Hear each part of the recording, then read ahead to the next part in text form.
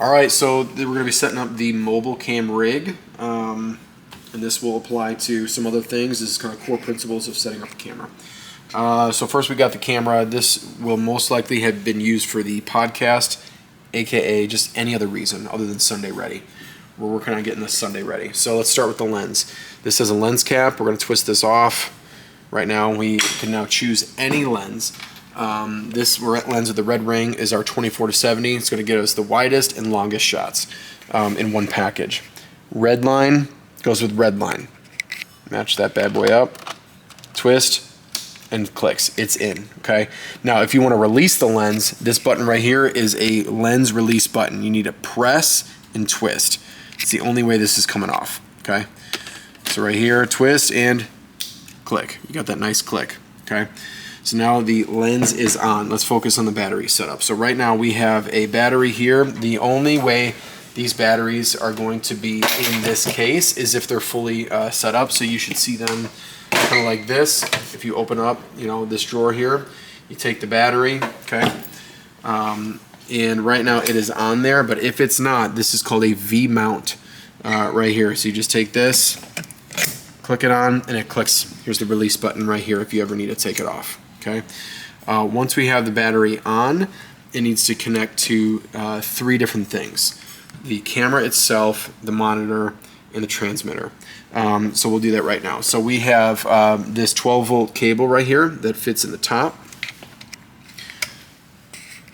We're good to go. We got a reaction from the battery, which means it recognized it. We got this cable right here that's going to connect to here. You can do some cable managing. I don't want to spend too much time on it on the video here, but there's plenty of places to do some cable managing. Plug that in here, and there's the on button. Make sure you turn that on. You get a DJI logo. And this is also in the power port, not the data port on the left. Correct. Yep. Once we plug this in, we should see the logo here. There we go. So we are good with that.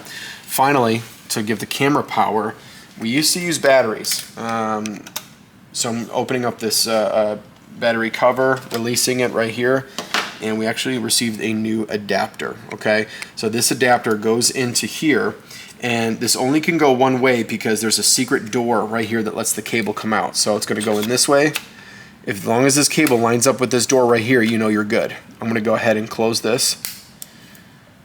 This goes into what's called DTAP. This is the DTAP port on the side right here. You line it up, can only go in one way. Kind of finagle it right there. And once we turn it on, we're good to go. We have an image. So right now, and that's actually just for the sake of powering on, just to prove that everything's working. I'm going to hold this power button right here. Okay? So we now, with one battery, are powering camera, monitor, and transmitter. So we're good to go with battery. From battery, we're going to go camera settings. I'm going to turn this off right here just so I can move this down. Let's dive into camera settings. I'm going to click the Q button right here. Can you see that okay? Yeah, let me zoom in a little bit. Q button on top right? Yep. Q button is going to give you access to everything you need. I usually work methodically in the shape of a U. So I'll start here. Could you actually set that down? Yeah, of course. Autofocus looks good. Here, let's go back here. Autofocus. This is just all area, which is great. We're going to keep going down. Don't touch, don't touch, don't touch. 4K. We want to switch 4K to 1080 HD. So I can hit my set button right here, which is this button right here. Or I can simply hit it, the digital version. We're just going to go down 2. So I'm going to use the selector option 1, 2. This gives us full HD at 30 frames a second, 29.97. Okay. Moving on to the next thing. This is a mobile cam operation, so we want our movie digital image stabilization to be in the middle. We want it to be on. The second one, enhanced, is fine, but we lose picture quality. So we want to just do the middle, on. Moving on from the U here, Kelvin. In our sanctuary space, we want 4,000 Kelvin. So when we click that, we click this button right here. Once I press this, this allows me to use the selector to pick 4,000. I'm going to hit set. Move down. User profile. We're going to change this from standard to user profile 1. I just changed some contrast settings to match our PTZs. Select. we're good to go. So those are all settings. Now, make sure everything else is in alignment. We have the double the frame rate, 60 shutter speed, 4.0 aperture, and right here, this is your, brighter or darker dial. This is per operator, what's needed. And that, ladies and gentlemen, is how you set up the camera. All right. All right, one last thing I want to show you. We're going to go to menu right here. When we're in menu, we want to make sure that we have our output settings correct. So I'm going to click on the camera button. We're going to go all the way to option 8. And it says HDMI display. On this particular camera body, we can only either record or output. So we want to set it on output. If we have it on record, what we're going to notice is it says, hey, I have 2 hours to record video. We do not want that. So if you see that 2 hours button, go back to menu, HDMI display, click here, choose the output button, hit select, and we're good to go. We no longer have a timestamp there, and we're good for Sunday. So here we go. So this is some brief overview of the accessories. Obviously, camera operation is just on. It's a double click, 1, 2. Okay, so that's full on. It's for the camera. Next, the monitor. We're going to hold this power button right here. That's going to give us monitor. Now, there's stuff here that doesn't apply to us. Take your finger and swipe either up or down in the middle of the screen, and that goes away. Okay, so you get full screen operation. It's just less cumbersome. Okay.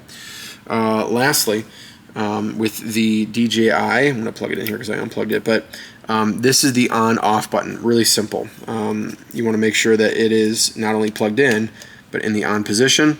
Right here, antennas are fully extended. Right here, these can go down like this. You want to make sure they're fully extended, and you're good to go. All right. All right, so we want to add the battery to this camera. We're going to talk through the drum cam setup, okay? So this has a really nice slide latch that's basically going to go on the battery. Actually, let me start this side. Right here. You may or may not hear a click, and that's totally fine. We're just going to screw it in, get it nice and tight. Okay, there we go. That bad boy ain't going nowhere, okay?